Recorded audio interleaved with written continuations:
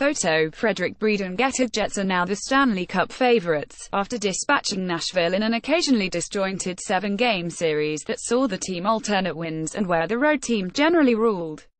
In the end, Connor Hellebuyck was better than the increasingly erratic Pekka Rinne, and while that's a fine top-line summary of Game 7, it doesn't tell the whole story. I'm not sure there's anything another team does better than Winnipeg.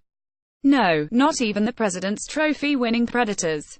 It's a shame the playoff format paired these teams before the conference final. Rinne's struggles aside, these were the NHL's two best teams, meeting in the second round, and there was nothing but respect. Right now we are just thrilled and we're pretty pleased to knock off a team like Nashville. That was every bit the series we expected it to be. What a great team they are, said Winnipeg captain Blake Wheeler.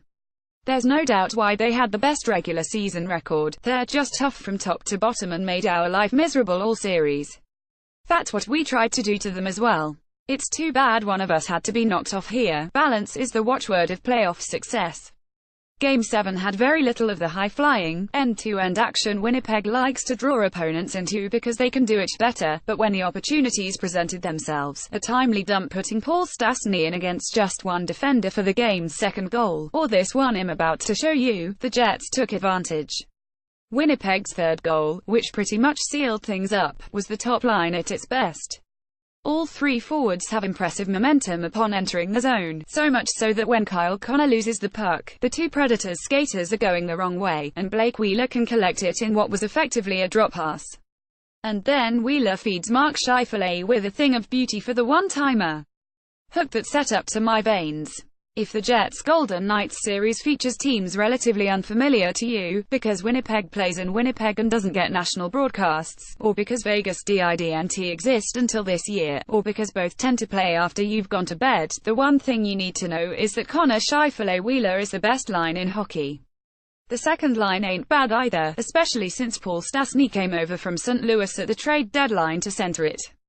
Stastny now has 6 goals and 8 assists in 12 playoff games, and no Game 7 preview was more astute than Andrew Berkshire's at Sportsnet.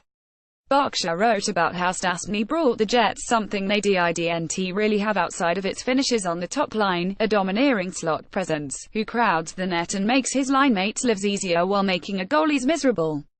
It shows up in the numbers, where Stastny is excelling in high-percentage scoring chances.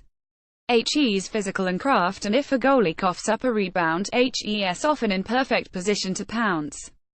That's exactly what happened on Winnipeg's fourth goal.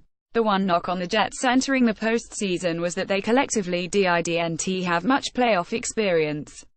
They're getting it as we speak. And after a team goes into Nashville for 4 games and doesn't lose a single one in regulation, it's hard to envision a scenario that intimidates them. The Las Vegas crowd is going to try, and the Golden Knights are well equipped to get into a track meet, but goddamn these Jets are good.